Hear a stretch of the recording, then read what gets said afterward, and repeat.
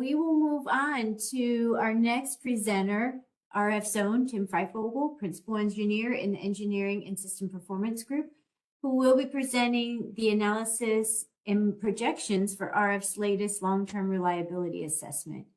And with that, I will turn it over to you, Tim. Hey, Michelle, can you hear me okay? Yep, I can hear you. Great. Thank you. Good afternoon, everyone. Again, my name is Tim Fryfogle. I'm an engineer here at ReliabilityFirst. I want to preface this with all of these slides in both the NERC and ReliabilityFirst long-term reliability assessment kind of gets its start from a subcommittee called the Reliability Assessment Subcommittee. It's a subcommittee under NERC. It is a committee made up of stakeholders and regions. We produce both seasonal and long-term reliability assessments. The LTRA, as I'll call it, is a culmination of work that takes up to 9 months, starting back in collecting the data. We analyze the data. The data is then peer reviewed in the narratives. So the NERC also puts out narrative questions that the assessment areas are supposed to answer. All of that goes through a peer review process. That's usually done in early July. Final data is due, and then NERC takes the latter half of the year to publish a report. So this data and all of the work involved all kind of goes back to the NERC Reliability Assessment Subcommittee. So the data that I'll be sharing here comes from that group. So next slide, please. So here are some of ReliabilityFirst's top risks that we're seeing coming down the road from and affecting industry. The reserve margin depletion. Reserve margin depletion is, RTOs, ISOs have their reserve margin requirement that they are expected to meet. And the reserve margin depletion is that the capacity a little bit above that reserve margin target. And over the last, let's say, 10 years, we are seeing that those reserve margins are depleting more and more closely to the reserve margin target. And that is a concern to us because in case of an extreme risk weather scenario, RTOs, ISOs largely depend on that reserve margin buffer, we'll call it, to kind of make their way through that risk or critical day that could happen. So as we're seeing that shrink, and as we're seeing extreme weather becoming more and more common, that is causing us of a concern. The number two is the analysis complexity. So we're all well aware is wind, solar, and battery-powered resources are becoming more prevalent on the grid. It is becoming more and more complex to analyze all of those resources and making sure that there is enough capacity for every hour of the day. NERC is taking a huge undertaking in adding analysis where we look at energy analysis. We're well into that analysis and we'll be rolling out some next steps going forward. So that is in the forefront of both ReliabilityFirst and NERC. But if you could imagine solar and wind being on the grid in either a wind drought or a cloud cover or quick storm forms, how do RTOs, ISOs account for that? And with the battery powered resources, the complexity there is, how do you analyze when it's charging versus when it's discharging? So we're seeing a lot of complexity going on in that situation as well. And third is the electrification. And we're all imagining electrification of cars, but there are many other aspects of the electrification that happens. If you can think of heat pumps that are coming more prevalent, particularly in the Northeast where there's so much reliance on natural gas to heat your homes, where heat pumps are becoming more prevalent. And then, of course, cars and then mass transportation also becoming electrification. And if I can talk about the heat pumps a little bit, if you think about it, during winter weather, an extreme scenario or extreme weather, houses will rely on their heat pumps to heat their homes. So now you're increasing the electric demand of the electricity and the potential of natural gas, which is a prevalent resource that is burned to make electricity, the potential of natural gas being, not firm or frozen at the wellhead or something like that. So it's almost like a dual issue that is kind of reaching out to industry, and we're seeing the potential of it becoming more and more of a larger risk. Next slide, please. So how do we measure risk? As I mentioned in the slide before, I talk about reserve margins and then the risk scenario. So if you can imagine a scale here, so you have the load on the right and generation on the left. In a perfectly balanced system, you'll be at zero. But the RTOs, ISOs do a reserve margin target, which is capacity above the load to kind of account for forced outages, load forecasting error, things of that.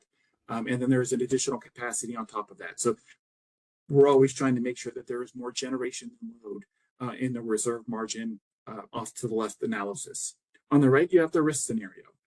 So that would be higher than load, higher than expected load, and 90-10, 95-5 type analysis, and increased generation outages as well. So we have our typical generation outages, and then there's also outages that could occur during extreme weather.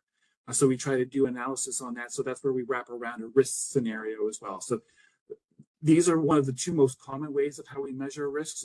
There are other ways as well, but these are the two that we're going to focus on during this report going forward. Next slide, please. So first, I'm going to dive into the NERC long-term reliability assessment, LTRA. And the two areas that I'm going to really focus around are the PJM and MISO's areas.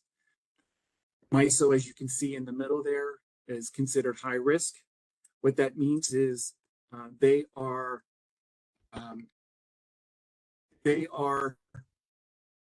below the reserve margin targets during normal conditions, which puts them at a higher risks there. And what we're kind of attributing that to is retirements and demand growth, and the reserve margins are falling below the reserve margin for both the summer and winter, which is extremely concerning here too. Now, PJM is also at elevated risk, which means you have more of an extreme scenario that could happen.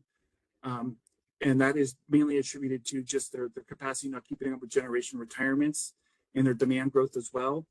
And their winter seasons are replacing the summer as a higher risk, which is mostly attributed to the electrification of both the homes, the heat pumps going forward as well.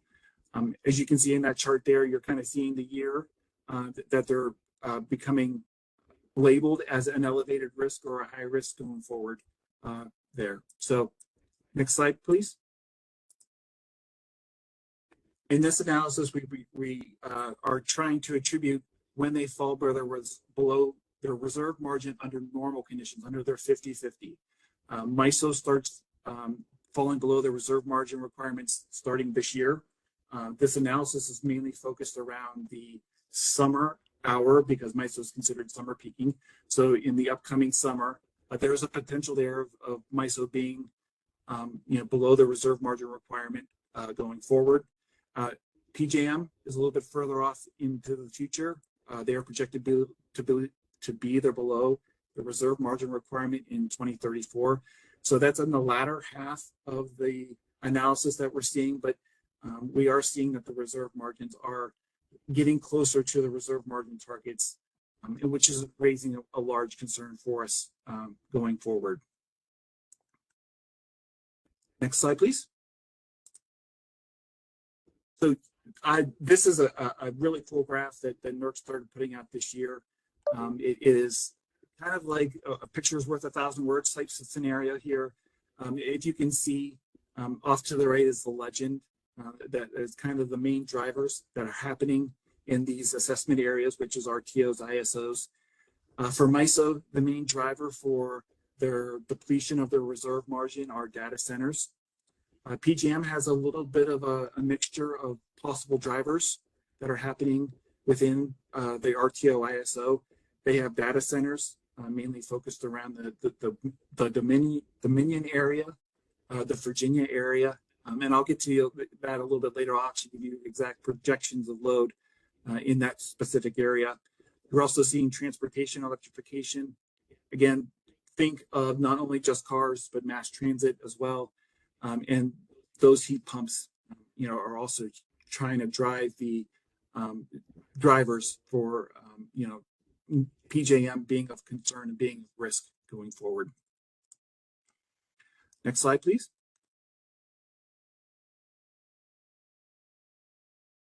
NERC does a great job doing the emerging issues. And what we're seeing here are these are some of the 4 emerging issues that NERC is seeing, analyzing, peer reviewing, looking at the data that they've been collecting throughout the year. The latest data I forgot to say is 2024. We're currently working on 2025's data. So this is 2024's data, but the topics are still super relevant here. We're all seeing data centers and large industrial loads. And we're not only thinking of data centers, we're also thinking of smelters, manufacturing centers. We have hydrogen electrolyzers and future electrified mass transit system or shipping charging stations. And I know Biden recently put out the hubs of hydrogen areas, and some of those areas do land within PJM. So that's where the hydrogen electrolyzers are becoming a major concern for data centers and emerging issues going forward. We have battery energy storage systems.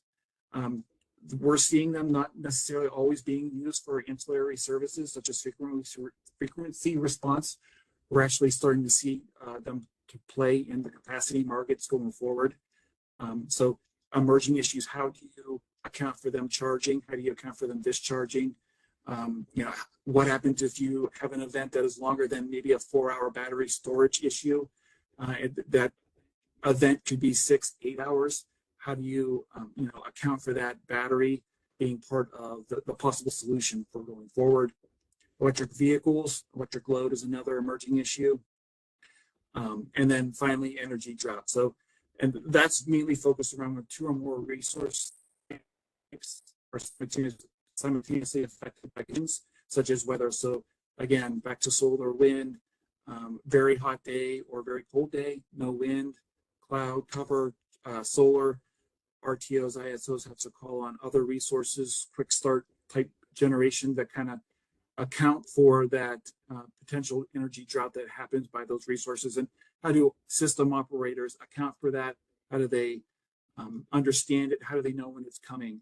So it's all about transmission planning or planning of these resources going forward. Next slide, please. So now we're going to dive into the ReliabilityFirst LTRA. I use similar data, but I do look at the data a little bit differently, and we do produce a little bit different charts going forward. What we're seeing here is on the left and the right is the peak demand data, which is in red. And then we have selected 5-year forecasts off to the right. So, so what you're seeing here is off to the left is PJMs. You see there in the dark red is the actual load going forward. And then the spaghetti lines, I guess we'll call them, or other line charts, you're seeing the forecasted load for that year. So for instance, in the 2024 forecasted line, that is 2024's LTRA data projected out 10 years. The key thing to attribute here is if you want to look at the numbers, you're more than welcome to, but I think the slope of the line or how steep the line is growing, I think is the major driver here, the major takeaway going forward.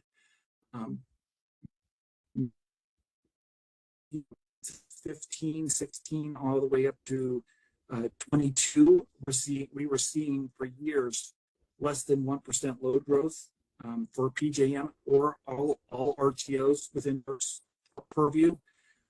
In these last 2 years, we're just seeing the explosion of load growth going forward.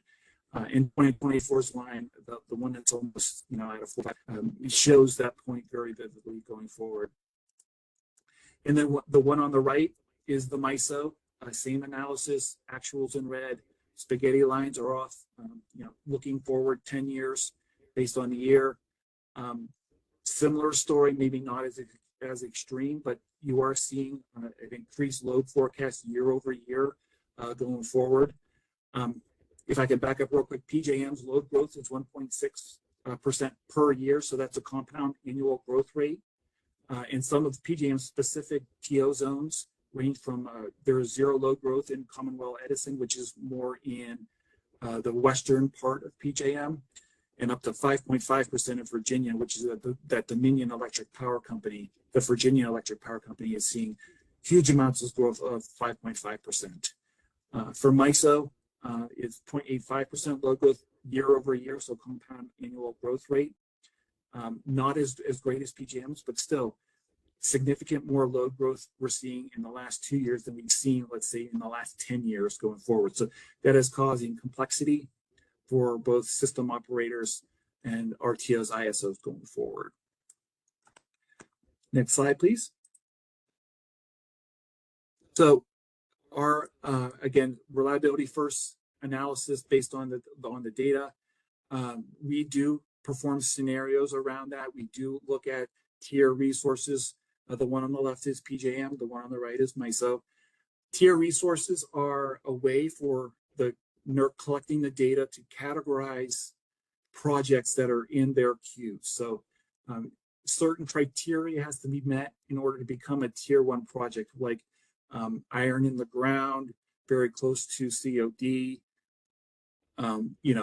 lots of milestones that have to be met, almost certain that that resource will become online in the near future.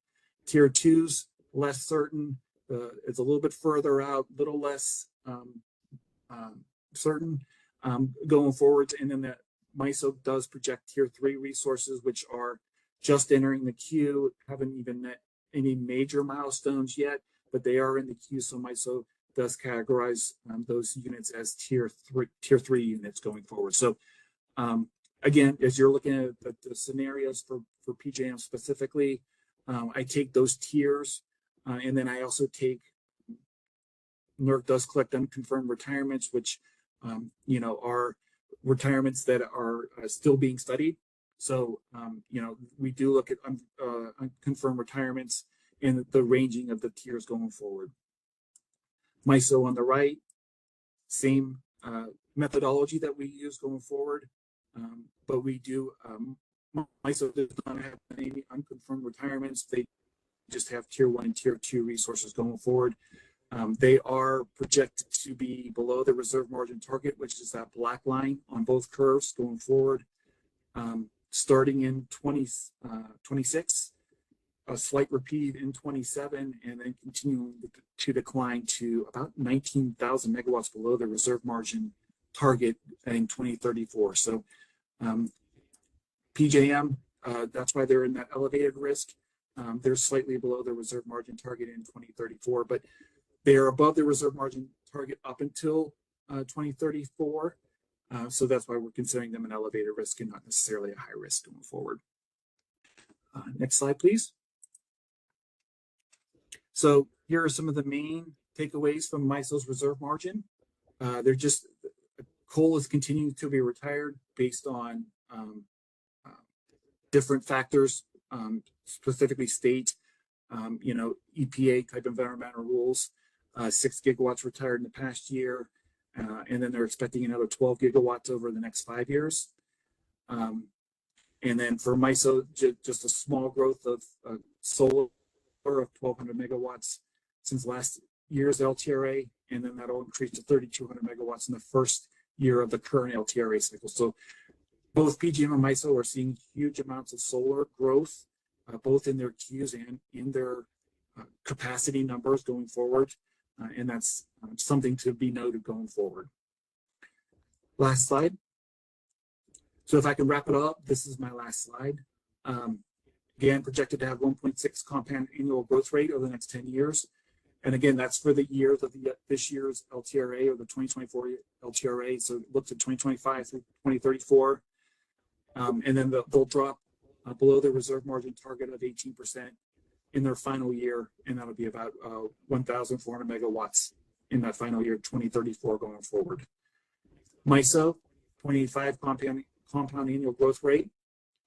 They'll be below the reserve margin in 2,657, below the reserve margin target, and that will continue to decrease after 2027 that'll continue to decrease to 2034 at about 19,000 megawatts below their reserve margin target. So again, we're seeing those reserve margin decrease, that little buffer zone that we're seeing that going out into the future, and it's of concern for both NERC and the region going forward.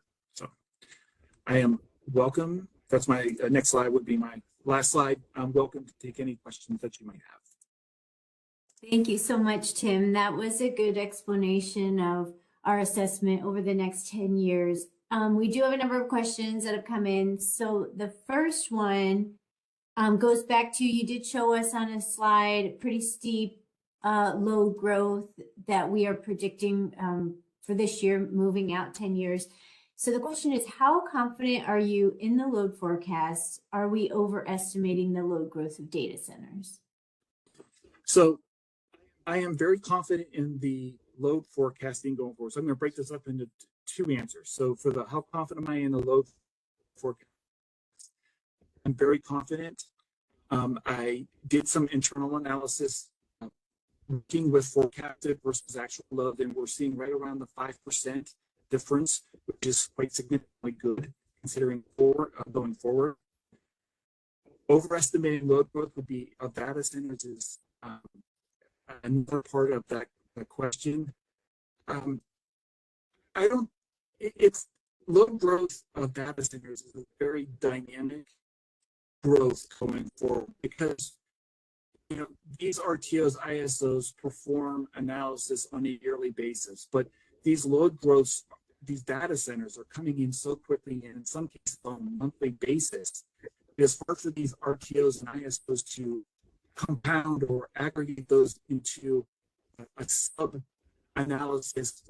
analysis to get a better handle on how quickly these load centers are growing. So it's a very complex situation, and with that load growth in those load centers, just take such a short period of time to build versus a generator, which could take several years to build. It's just very hard to fully analyze the growth of load centers. It's very complex. Thanks, Tim. Along those same lines, we had a question come in. How unique is the demand from data centers? Are there any similar demands in the past that we can compare their demand to? So that's tricky, because I think we all have sometimes a short memory. And I mentioned in the presentation that if you go back maybe 2010, maybe 2015, I mean, we were seeing very flat load growth going forward, less than 1%. And now all of a sudden we're seeing the loads, and not necessarily data centers, crypto mining, those smelters, things of that nature. We would have to look back even further than that. So maybe 15, 20 years into the history to see this kind of a way to measure this amount of load growth going forward. And I don't remember of load growth being this large since maybe 70s, 80s. No, it is very difficult to analyze this large growth that's coming on so quickly going forward. That makes sense, Tim. Thanks. Okay, next question. You were showing and comparing PJM and MISO in a number of the slides. So the question is, why is PJM looking so much better when looking across Tier 1 and Tier 2 resources, even with the retirements, and MISO appears to not be doing as well? What are the differences there? So that's a great question. So I think that the major attributing factor is we have these tiers that are happening. They're in these queues of these RTOs, ISOs. In the last, since COVID years, we'll claim it, these Tier 1s and Tier 2 resources, although they have met their projected thresholds for the NERC assessment, they have lagged behind in becoming online going forward. So the RTOs, ISOs are trying to capture that risk going forward of, although it says a Tier 1, it might slip a year or two for its COD date going forward. So both PJM and MISO derate those resources. So, rather than having a full amount of capacity, all of those resources adding up to one total for the year, they account for those by a derate or a percentage of those. MISO derates those resources considerably more than the PJM resources do. So although MISO is showing those resources of being deficient, there is more certainty around those resources coming on because those are derated based on threshold and based on the process of those resources making through the MISO queue, and the percentages of completion is factored into those tiers that I spoke about that NERC categorizes new resources on. Great, thanks so much. Moving on, what if anything can be done to delay the retirements until adequate resources can displace them? So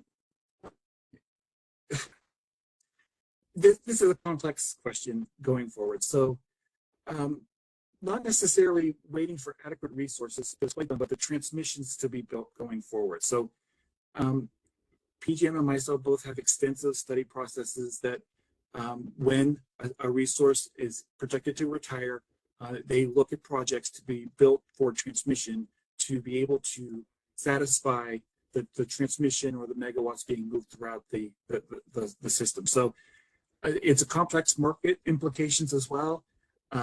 With a unit being studied to be able to retire, and all the transmission projects that needed to be built around that unit being retired to be able to satisfy moving the megawatts around. So it's up to the parties involved to come up with a solution that adequately satisfies both the RTO and industry going forward. Great. Okay, we have time for a couple more questions here. So the next one. So why did PJM in this latest assessment go from a normal risk to an elevated risk? What exactly is happening there in PJM?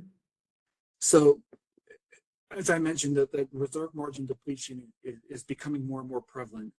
For many years, PJM was well above their reserve margin targets going forward. So as we're seeing that reserve margin depletion continue to happen, that is opening them up to the potential of extreme conditions, which is an elevated definition of being elevated is during an extreme condition, which would be a 90-10 high load, high generation outages that could occur.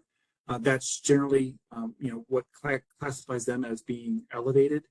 And then there is, as I mentioned in the winter, the RF and the NERC WRA, there is an ongoing litigation going on with a certain pipeline that happens within the east part of PJM. That is also of concern going forward. And as those heat pumps become more prevalent and the electricity demand coming in for the winter, PJM is starting to switch between summer and winter. They're almost bouncing between summer peaking and winter peaking because of as those dynamic loads start to change and more increased load during the winter, that's causing the potential risk of going forward. So it's not necessarily as soon for PJM. They are definitely in the latter half of the LTRA, the latter year 5 through 10, becoming below their reserve margin target, but it is a concern and we are actively monitoring it going forward. Okay, great. Thanks, Tim.